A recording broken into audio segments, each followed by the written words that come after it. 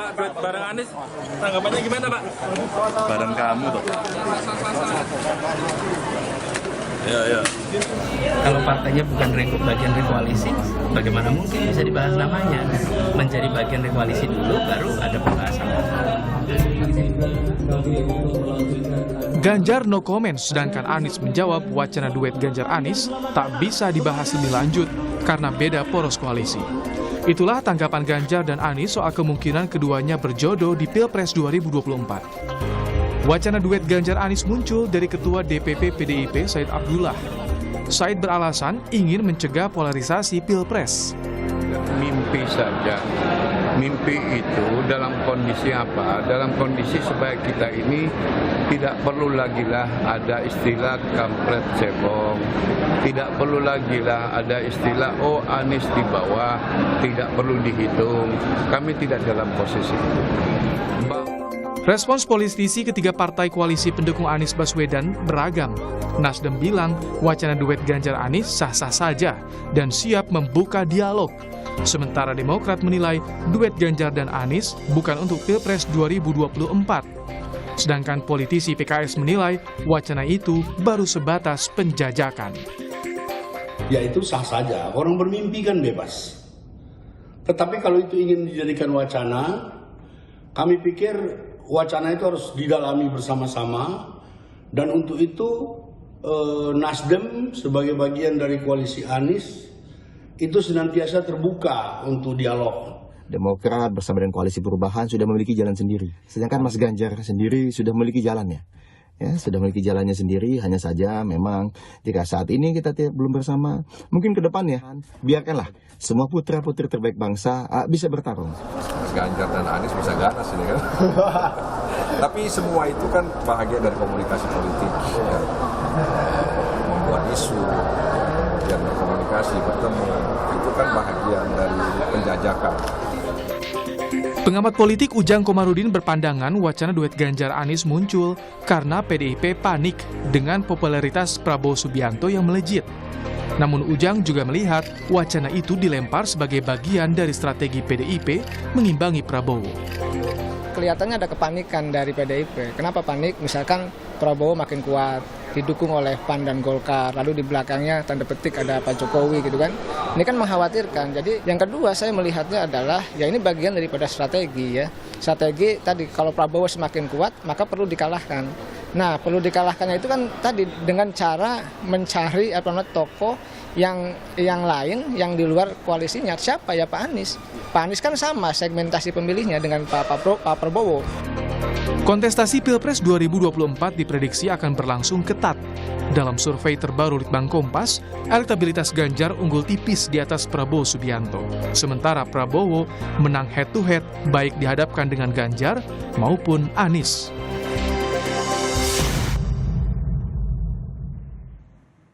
Belakangan, Ketua DPP PDI Perjuangan Said Abdullah memunculkan wacana menduetkan Ganjar Pranowo dan Anies Baswedan dalam Pilpres 2024. Mungkinkah duet ini terwujud atau ini sebatas strategi PDI Perjuangan melawan elektabilitas Prabowo Subianto yang naik di sejumlah lembaga survei? Kami diskusikan hal ini bersama anggota Komisi 3 DPR dari fraksi Partai Nasdem Taufik Basari, kemudian juga sudah bergabung politisi PDI Perjuangan Arya Bima dan pengamat politik Adi Prayitno. Selamat sore semuanya, apa kabar?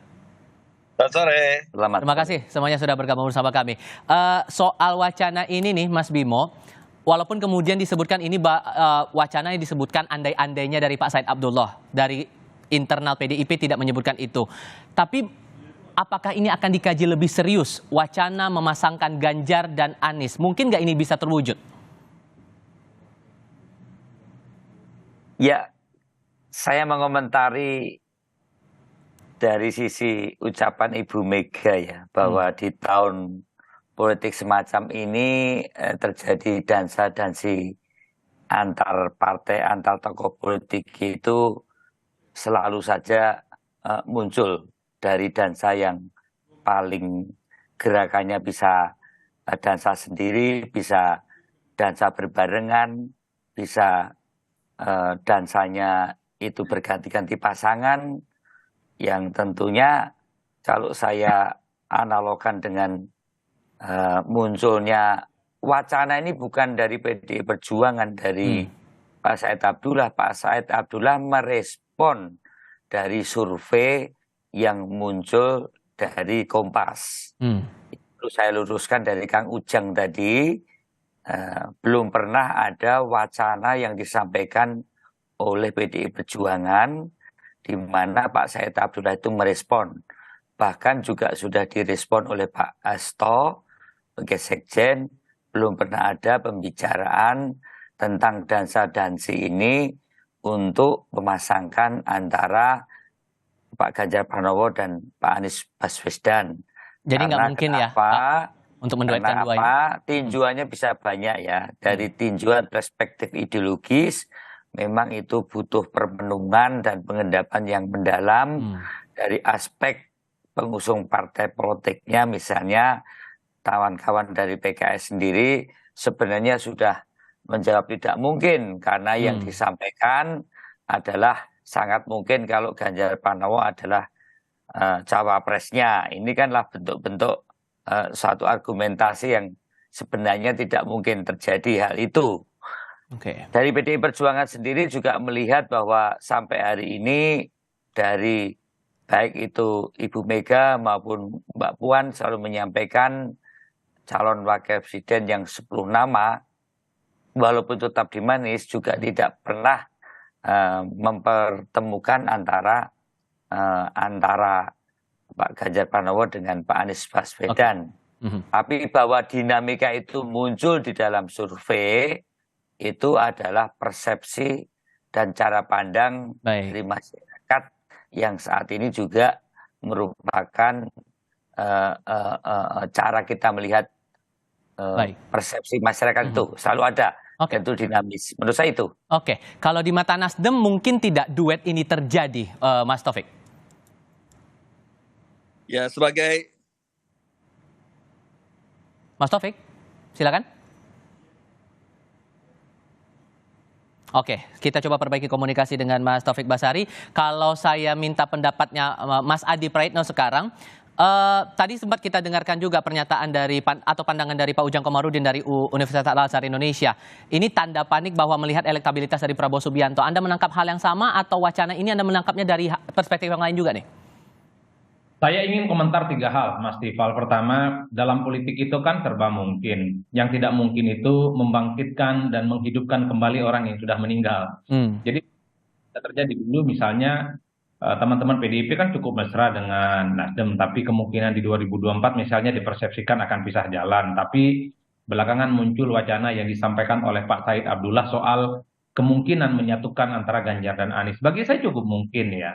Sangat bagaimana elit-elit PDIP dan elit Nasdem ini membuka komunikasi politik satu sama yang lainnya. Bagi saya ini adalah wacana yang cukup positif, tentu untuk melakukan islah politik lah, perdamaian politik dalam tanda kutip supaya tidak ada keterbelahan.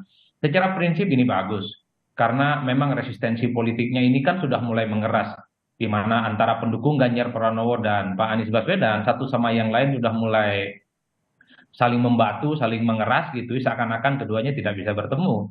Tapi bagi saya ini adalah satu islah politik yang sangat mungkin dilakukan. Tapi kan problemnya ini hanya sebatas wacana, baru sebatas omongan di media. Belum ada pertemuan-pertemuan yang konkret yang dilakukan oleh elit-elit PDIP, oleh Nasdem misalnya, termasuk Anies dan Ganjar, sebagai upaya untuk menseriuskan ini semua. Kalau tanpa ada pertemuan antara elit partai, tanpa ada pertemuan Ganjar dan Anies, maka ini hanya sebatas menjadi isu politik yang sebenarnya tidak ada ujungnya. Nah, yang saya ingin menyambut apa yang disampaikan oleh Bang Arya Bimo, itu kan tidak terlepas dari pernyataan Pak Said Abdullah ya, bahwa melihat angka-angka survei, kalau diasumsikan putaran kedua itu yang lolos adalah Ganjar dan Prabowo Subianto, maka di putaran kedua siapapun sebenarnya cukup membutuhkan suara Pak Anies Baswedan. Saya kira itu dalam konteks bagaimana siapapun nantinya untuk memenangkan dan mengkapitalisasi persoalan suara, dialah kemudian akan menjadi tempat di mana akan disampaikan duet untuk meningkatkan elektabilitas. Bagi saya Prabowo berharap bisa berduet ataupun mengambil ceruk pemilih Anies Baswedan dengan asumsi Anies itu tidak lolos putaran yang kedua. Jadi ini semata politik biasa yang saya kira memang tidak perlu terlampau dirisaukan. Tapi Dan menurut saya karena persaingan ketat dalam simulasi survei antara Ganjar dan Prabowo Subianto itu cukup kuat, maka penentu suaranya itu adalah siapa yang tidak lolos putaran kedua. Di Kompas misalnya yang tak lolos putaran kedua itu misalnya adalah Anies, maka otomatis 19% suara Anies itu mutlak harus direbut. Baik. Kira-kira begitu jalan ceritanya, Mas. Baik. Bukan karena soal kepanikan, bukan karena lain lagi, ini murni soal bagaimana mengkapitalisasi suara Pak Anies supaya tidak hijrah ke lain. Oke, ini kita sudah tersambung lagi dengan Mas Taufik Basari. Kalau menurut Anda mewakili Nasdem, Mas Taufik, mungkin tidak duet ini, wacana ini bisa jadi nyata? Ya, sebagai satu wacana tentu sah-sah saja ya ketika usulan ini ditampilkan ke publik. Apalagi untuk pengamat ini sangat menarik sebenarnya.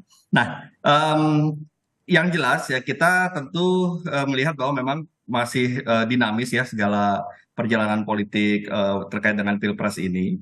Dan tentunya kita lihat saja perkembangannya seperti apa. Tapi kalau dari koalisi perubahan, ya kita memang tetap siap untuk mendorong Mas Anies ya sebagai calon presiden dan siap untuk mendaftarkan pada bulan Oktober nantinya. Ya, tapi bagaimanapun tentu sebagai satu wacana ya bisa juga kita diskusikan ya apa yang terbaik buat bangsa ini. Yang paling penting sebenarnya yang terbaik buat bangsa ini sebenarnya bukan hal-hal hanya sekedar soal menang Pilpres atau tidak. Nah, jadi ya kita lihat saja nanti. Tapi yang jelas Nasdem, Demokrat dan PKS tetap akan bersiap untuk mendorong Pak Anies Baswedan sebagai calon presiden. Oke, kalau kemudian dilihat juga nih posisi dari Demokrat kemudian PKS berarti senada ya posisinya semuanya tetap mengusung Anies untuk menjadi bakal calon presiden, begitu? Mas ya betul, kita sangat solid dan sangat yakin bahwa kesiapan kita untuk menuju pada Pilpres 2024 itu sudah sangat siap. Ya tinggal kita nanti lihat siapa-siapa saja kandidatnya. Tapi sekali lagi sebagai satu wacana ya kita tidak boleh menutup pintu setiap wacana yang ditampilkan sepanjang itu kita bisa diskusikan bersama-sama dengan garis bawah itu tadi demi kepentingan bangsa. Oke, kalau dari kacamata PDIP juga ini kan masih belum dibahas dan kemungkinannya juga kecil begitu kalau saya menangkap apa pernyataan dari Mas Bimo tadi karena posisi Pak Anies juga selama ini juga oposisi mengkritik pemerintah, itukah yang mungkin menjadi dasarnya juga Mas Bimo? Ya, jadi dari sudut pandang ideologis tadi saya katakan bahwa itu perlu pendalaman dan permenungan yang mendalam. Dan tentunya ini wilayah dari Ibu Ketua Umum beserta partai pengusung dan tentunya juga suasana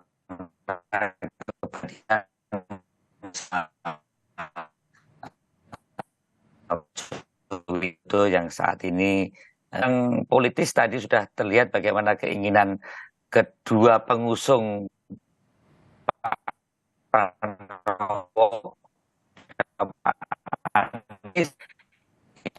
masih memiliki keinginan kan tadi dikatakan oleh Pak Taufik maupun Mas Adi Pray bahwa muncul persepsi masyarakat yang terlihat di dalam hasil survei muncul keinginan apabila ada pasangan yang namanya Pak Ganjar Pranowo dan Mas Anies Baswedan. Ini adalah wacana yang ada di masyarakat. Namun sampai hari ini saya katakan bahwa Ibu Putri maupun partai pengusung lainnya sampai saat ini belum pernah mewacanakan hal-hal yang terkait dengan memasangkan antara Mas Ganjar Pranowo dan Mas Anies Baswedan. Ya sah-sah saja kalau ada wacana di masyarakat itu muncul namanya juga dinamika politik kita ini. Satu hal yang sering saya lihat betul tadi Mas Adi Pray bahwa itu adalah cara untuk lebih membuat satu keteduhan antara dua kubu yang berseteru dari 2 kali Pilpres juga Pilkada DKI itu adalah persepsi-persepsi masyarakat. Saya lihat, saya kira itu. Oke, jadi untuk saat ini posisinya sudah tegas begitu. Cuman apakah bentuk komunikasi politik antara kedua koalisi ini masih tetap berjalan dan sejauh mana itu prosesnya? Nanti kita akan lanjutkan dalam diskusi di segmen berikutnya. Tetap bersama kami saudara di Kompas Petang.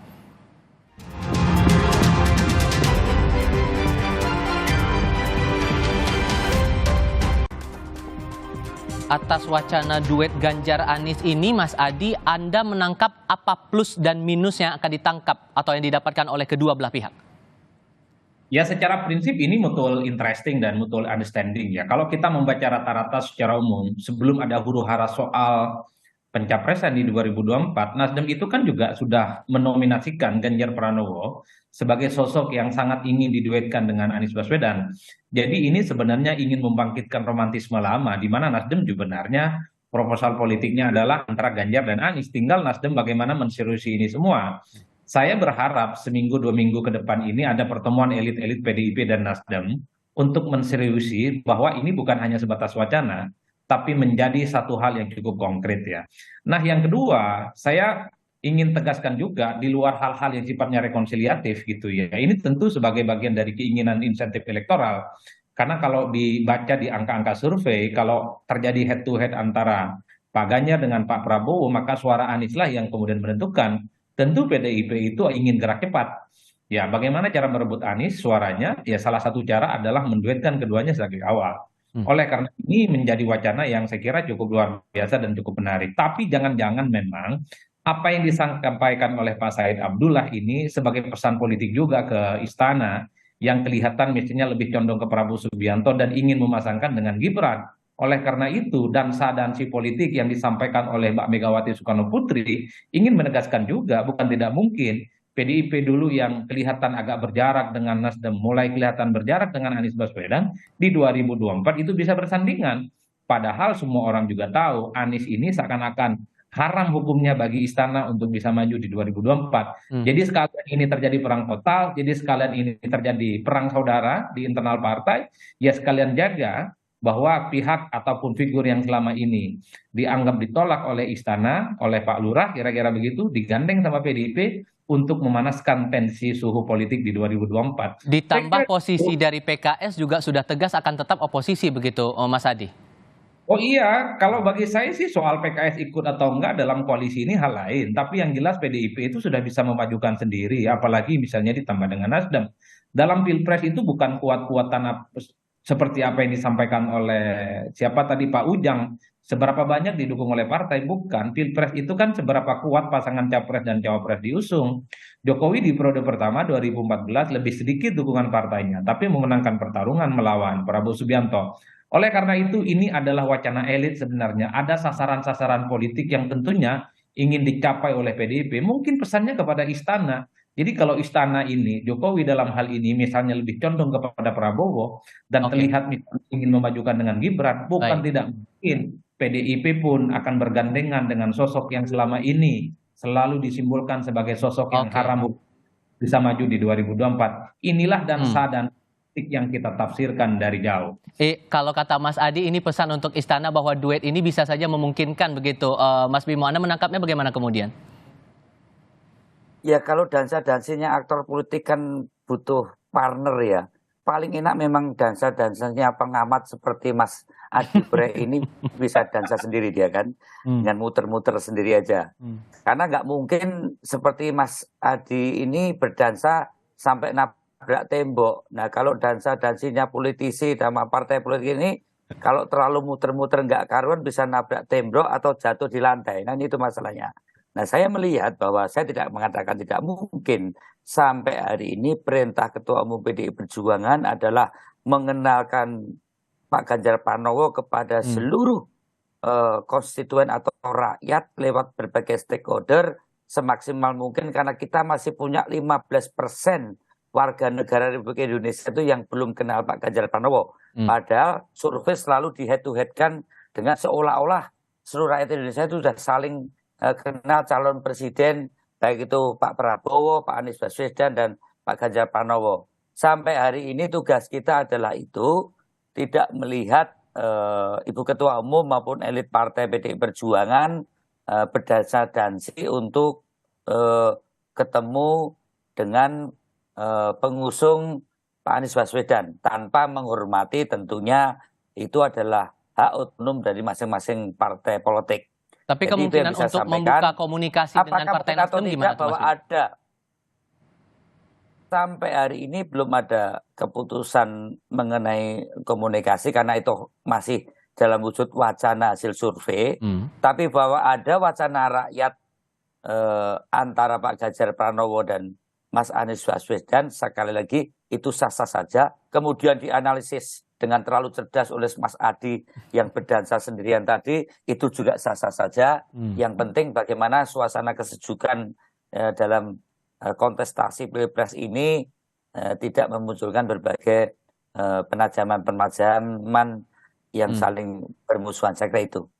Oke, kalau posisi Nasdem nih Mas Taufik, untuk komunikasi politik dengan PDI Perjuangan bagaimana peluangnya kemudian, apalagi kan posisinya sekarang PDI Perjuangan sudah tegas mengusung Ganjar Pranowo sebagai bakal calon presiden begitu.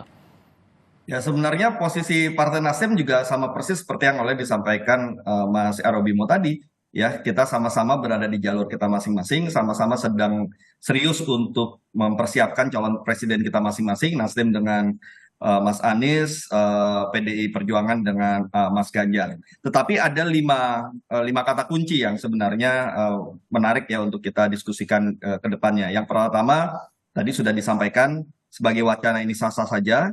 Yang kedua, sebagai bahan bagi pengamat ini tentu sangat menarik. Yang ketiga, baik PDI Perjuangan maupun Nasdem sedang berada di jalurnya masing-masing, mendorong capresnya masing-masing. Ya, yang keempat, ya kita sama-sama juga sudah punya koalisi, tentu butuh pendalaman di antara koalisi terkait dengan wacana ini.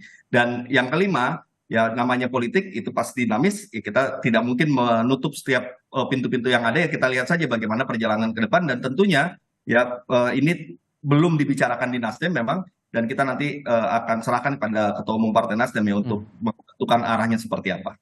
Tapi bukankah ini menguntungkan buat posisi Nasdem dan kawan-kawan di Koalisi Perubahan juga? Melihat elektabilitas sekarang, kita melihat dari survei elektabilitas di Litbang Kompas saja begitu yang terakhir kali. Posisi pertamanya Ganjar, kedua Prabowo, ketiganya Anies. Bukankah ini akan saling menguntungkan satu sama lain begitu?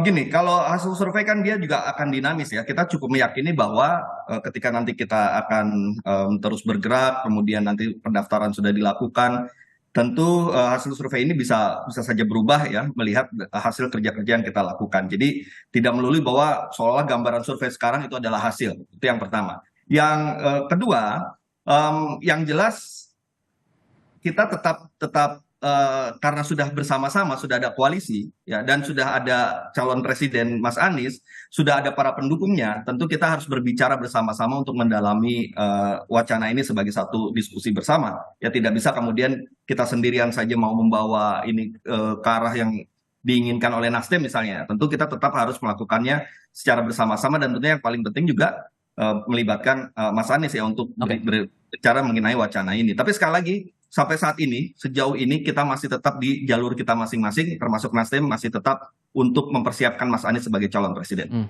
Oke, dengan fakta kemudian untuk posisi Prabowo Subianto, koalisinya juga terbilang sudah bertambah lagi nih Mas Adi. Tantangannya apa kemudian harus dihadapi, ditambah dengan kita merujuk dari wacana duet dari Ganjar Anies ini? Ya, secara prinsip Pilpres itu yang dipilih adalah pasangan capres dan cawapres, bukan seberapa banyak dukungan partai politik. Sudah banyak bukti-buktinya, baik di Pilpres ataupun Pilkada, yang bisa menjelaskan bahwa figurlah yang kemudian dipilih oleh pemilih ketika di TPS, bukan partai ya Mas Tifal. Yang kedua, secara prinsip tentu semua poros politik ini sedang menghitung betul soal kemungkinan bagaimana memenangkan pertarungan politik ya. Kenapa muncul wacana soal duet antara Ganjar dan Anies? Karena kan yang disimulasikan itu bersaing ketat adalah Ganjar Pranowo dan Prabowo Subianto.